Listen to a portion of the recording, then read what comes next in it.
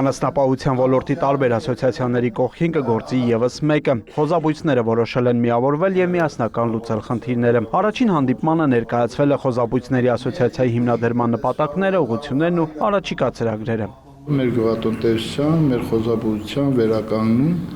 ու բազմացում ու զարգացում։ Վերջ-վերջը բերել են աշխան, որ մենք տեղական խոզաբույծներս կարողանանք լինենք ինքնաբավ, ապահովենք մեր երկիրը, մեր տեղական մսով։ Որ ոլորտում բազմաթիվ խնդիրներ կան, վկայում են վիճակագրական տվյալները։ Վերջին մեկ տարում խոզերի գլխաքանակը նվազել է մոտ 1.8%-ով, պատճառներից մեկը խոզերի անկումն է։ Մենակ այս տարի մի 60,000 գլուխ խոզասատկի անկում ենք ունեցել։ Ու պարշի ինչից է։ Պարշի ինչից է։ Խոզաբույծների խոսքով անկման պատճառ կարող է լինել նաև Ռուսաստանից հիվանդ խոզերի ներկրումը, որ խնդիր կա, չի ժխտում նաև սննդամթերքի անվտանգության տեսչական մարմնի ներկայացուցիչը։ Տարբեր դեպքեր ունեն, կա թունավորումների դեպքեր, կա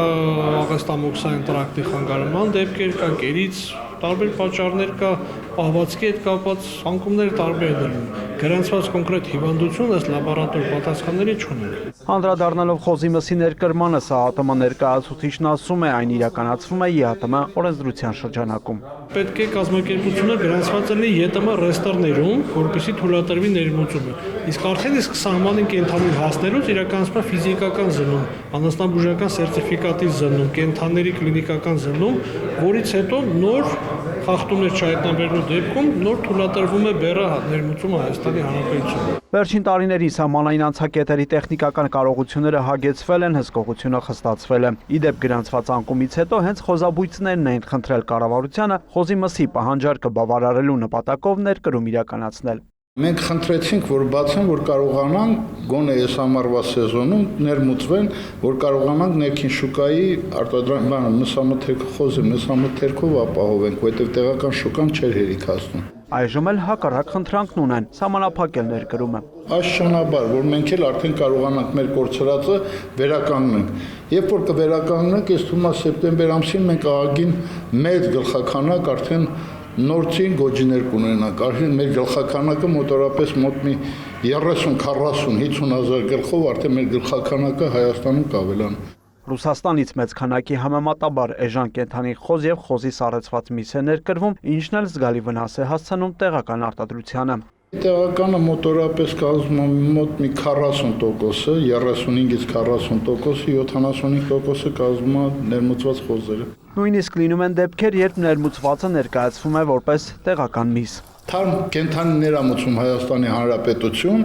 սպանդանոցում սպանդի է ենթարկվում, իսկ որպես մսամթերք արդեն չի ներկայացվում, սա Ռուսաստանից ներմուծված միսը։ Իսկ ինչու է տեղականն ավելի թանկ ըստ Նորայր Սուքիասյանի բարձր ինքնարժեքի վրա հիմնականում ազդում է կերի գինը։ ԵԱՏՄ երկրների մեջ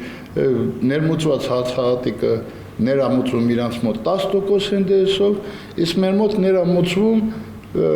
20% ՆԴՍ-ով, արդեն 20% բնականաբար, արդեն 10% բնականաբար կերը թանկանում է։ Մեծ կորուստներից հետո, սակայն խոզաբույծները կարողացել են կարճ ժամանակում ոտքի կանգնել եւ որոշ չափով վերականգնել կորցրածը։ Խոզաբույծներով այս ասոցիացիայի շրջանակներում իրար հետ համագործակցելով մենակ արդեն ավելացրել ենք խոզամայրեր յուրաքանչյուրս մոտորապես մոտ 7500 գլուխ խոզամայր ենք արդեն ավելացրել, շիշակներ, խոզամայրեր, որպեսզի կարողանանք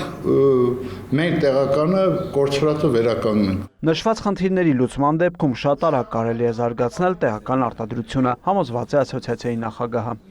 Բրիր Մկրտչյան, Հովհաննես Քյուրքչյան, լուրեր։